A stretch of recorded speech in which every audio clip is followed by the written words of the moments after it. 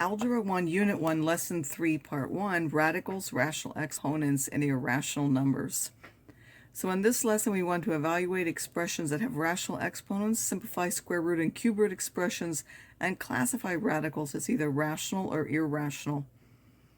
So we know that the nth power of x, x to the n, means to multiply x together n times. For example, 3 to the 4th means we're going to multiply 4 3's together, so 3 times 3 times 3 times 3. For this, x is called the base, and n is called the exponent, and the whole thing is called the power, but sometimes we just call the exponent the power. So the whole thing is really the power. A lot of times they'll just say the n is the power. We have x to the n equals a. A can be positive or 0 if we have an even power. So the only way with an even power is this answer has to be either positive or 0. You can't get a negative for an even power. And if it's an odd power, you can get anything. Positive, negative, 0 for odd powers.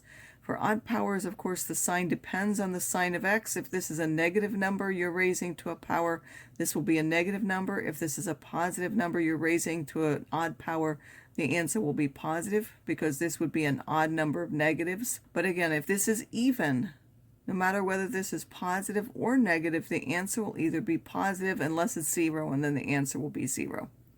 So what will this be? 2 to the squared will now be what? It will be positive because it's an even power, and it will equal 4 because it means 2 times 2. Minus 2 squared will also be positive. Again, it's an even number. The only way you can get 0, it says positive or 0. The only way you can get 0 is if that's 0. So this will be positive, and it will also be 4 because negative 2 times negative 2, two negatives will still make a positive, and we'll get 4. Negative 2 squared, this is on the outside of that. This will now be negative because that negative is not actually part of the squaring. It means the opposite of 2 times 2, so this will be negative 4. 2 cubed, again, this is an odd power. This is a positive, so this will be positive. It means 2 times 2 times 2, so that will be 8. Negative 2 cubed, again, this is an odd power, so it will match the sign of this. That will be negative. Negative 2 times 2 times 2 is 8, and then there will be 3 negatives, so that will now be negative 8. Negative 2 cubed, again, this is 2 cubed. We already know that's positive. This is on the outside of that. That will be negative, and the answer will be negative 8. It is to your benefit to memorize these.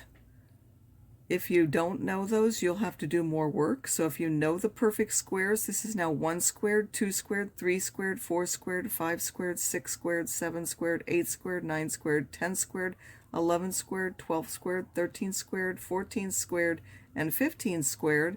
And then these are 1 cubed, 2 cubed, 3 cubed, 4 cubed, 5 cubed, and 6 cubed. 2 to the 4th, 3 to the 4th, 4 to the 4th, 2 to the 5th, 3 to the 5th, and of course 1 to any power is really 1, so you don't really need to memorize except to know that. Now we also want to know what it means to have a negative power or a fractional power, such as 1 over that. So how can we define a negative power? We're going to look at the pattern that we have. If we have 3 cubed, that's 3 times 3 times 3, that will give us 27. 3 squared is 9. You take this and divide by 3, you could get that. 3 to the 1st is 3. Again, you could divide by 3 and get that. So what's 3 to the power 0? If you take in this divide by 3, you'll get 1. 3 to the minus 1 is 1. Now you take this and divide by 3, well, that means 1 over 3. So this means 1 divided by 3 as a fraction is 1/3, which would be now 1 over 3 to the power 1. So 3 to the negative 1 is 1 over 3 to the positive 1. If I take a third and I divide by 3, that's now a third. We know we multiply by the reciprocal. That's now 1 over 9 because 3 times 3, or if we wrote it as an exponent of 3, that's 3 squared. So we see that if we have a negative power, it's 1 over 3 to the positive power, and that is our definition. We get anything to the power 0 is 1.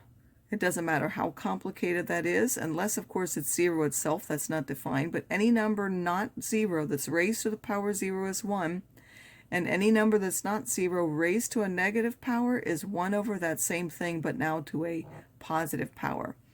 So to evaluate this, again, any number to the power 0 is 1. Any number, positive or negative, to the power 0 is 1. 5 to the minus 2 is 1 over 5 to the positive 2, which will now be 1 over 5 squared is 25. 4 to the minus 3 is 1 over 4 to the positive 3. 4 cubed is 64. If we start with a power n, how do we find the base that gave that power? So those are called the nth roots of an a, is a number that when multiplied by itself n times will give me a. So x to the n equals a implies that x, again because I'm now multiplying that n times to get a, that x is called the nth root of a. There are two ways to write that. There's exponent notation and then there's radical notation. So the exponent notation is a to the 1 over n. In radical notation, it's the nth root of a. So the nth root of a is equal or the same as a to the power of 1 over n. So let's say 2, the square root of that, I can write as 2 to the 1/2. If I want the cube root of 2, that's now 2 to the 1/3. The fourth root of 2 is 2 to the 1/4. So those two things are equivalent. Again, you don't write the number for the square root, it's the only one. For any other root, you do write the number out there.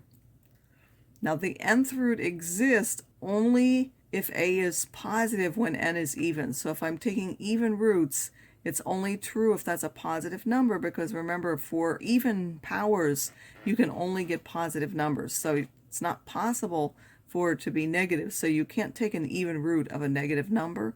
That's actually imaginary. It doesn't exist. Odd roots will be for anything, remember, because they can be positive, negative, or 0. So now it says write each exponent form in radical form or each radical form in exponent form and then evaluate. So 64 to the 1/3, that's the same as the cube root, again, where you put the 3 out of that. And then 4 cubed is 64. 64 to the 1/3 is now the cube root of that, which is 4, the number that when you multiply 3 times together, you get that. 81 to the 1/4 is the fourth root of 81. N to the 1/2 is the square root of 9, so I don't write anything there. And then because 34 is 81, the fourth root of 81 is simply 3. And because 3 squared is 9, the square root of 9 is now 3. 3 plus 3 will give us 6. The cube root of minus 8, and again I can take that for a negative because this is an odd root. If this were a negative and this were even, it wouldn't exist. So now I'm going to take negative 8 to the 1/3. All negatives will be the opposite of what you had to the positive, because again this is 3 negatives, and this will now be a minus 2. So the cube root of 8 is 2, and then for a negative there will simply be a negative in the front. The square root of 16 is 16 to the power of 1/2. The cube root of 27 is 27 raised to the power of 1/3. And then we know that 16 is 4 squared, so when we want the square root of 16, that's 4. 27 is 3 cubed, so when I want the cube root of 27, that's 3. 4 plus 3 is 7. Now, the ones that we looked at so far had perfect powers underneath the radical sign. What happens when they're not? So in order to do that, we're going to take out the largest perfect power factor that's possible, and if there isn't one, the radical can't be simplified. And we're going to use the property that if we take the nth root of a product, we can split it into the product of the nth roots. And we're going to split it so that the first one is the largest perfect power possible that's a factor of that number. And then this is one that we'll actually be able to simplify just as we did before. And then this is going to stay underneath that nth root. So if I have the square root of 50, I'm going to split that up into 2 and 25. 25 is 5 times 5. Square root will undo that squaring. That's what it's like. I can do that because this is a positive number. And I will end up with a positive 5. And then this can't be simplified because it's an odd power. I have to leave that underneath the square root sign. Square root of The square root of 72, if you know your perfect square factors, I've put some of them here. There's 4 times 18, 9 times 8, 36 times 2. It's true that these are all perfect squares, so it's not enough to find a perfect square. You have to find the largest one when you do it. So if you know your perfect square factors, you can put 36 times 2. So if you don't know those factors, you might have to do a factor box. You can take out 2, that's 36, take out a 2, that's 18, another 2 is 9, and then you have a 3 and a 3, and you want each set of 2. So you could do it as, instead of what I've written here, you could do it as the square root of 2 squared times 3 squared times 2. Again, any of the ones that are to the power 2, you can put each one. Okay, now here when we simplify again, we're going to think that we can split it up like this. You don't necessarily need to write it, but I can take the square root of that first one. The square root of 36 is 6, and this one I can't simplify, so that will be 6 square roots of 2.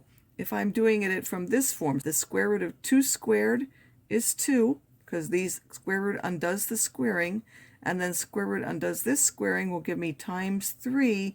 This one I can't simplify. It will be underneath there. 2 times 3 is 6, so that will be still 6 square roots of 2. It's just easier if you remember your perfect squares. 25 is a perfect square. I can automatically simplify that. The square root of 5 squared is just 5. For cube roots, now it's similar to what we did for square roots, only we're going to take out the biggest cube instead of the biggest square. So if you know your cubes, 2 cubed is 8, 3 cubed is 27. 27 is too big to be a multiple of 32. So the biggest one that's a multiple is 8, and that's 8 times 4.